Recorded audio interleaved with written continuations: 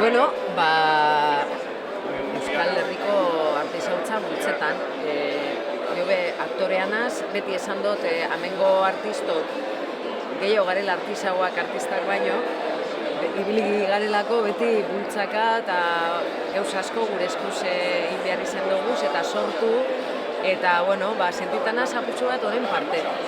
Neuri be, artisauza guztetan jakazkilo bat, beti egin izan dut, azken depinituak etxean, baina pentsetan dut, aparte, gizarte honetan, dana globalizatuta dauen, zera guztiak, sortutako gauza guztiek ia bardinek, dano jazten gara, ia oso antzeko, hau da paradisu bat, arribitxiz betea, orduen, eta gainera, kristonako esfortzua dau eta apostua dau batzean, eta hori bultzatu behar da, beste masifikatutako gauzen aurrean. Eta aukera paregabea da gainera gabonak ganean dugu guzela, opari ederrak eiteko, eta ez dugula pentsa behar, eski karu hau da, hau eta bestea hartu behar da gauzea bere neurriko presioan eta bere atzean dagoen esfortzua ondo ikusi behar dugu.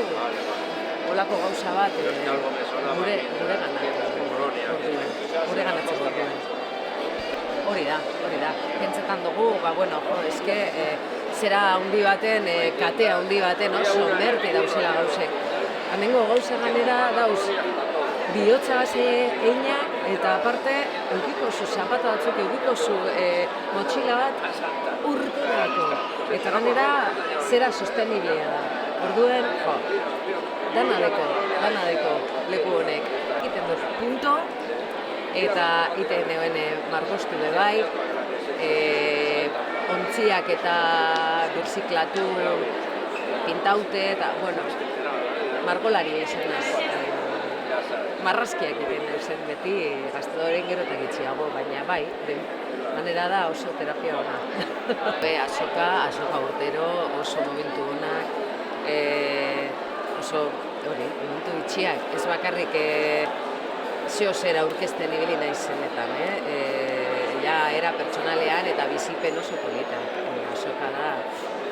Eta Durango beti da berezi, gure Euskal Herrian, Euskal Herriko kulturan, Euskal Herriko dantzetan, zizangotzen akatuko naute, esaten badu sortzikoa Durango arra dela, jurretako da, baina, Eskerrik asko da disfruta dugune. Eskerrik asko, zerri.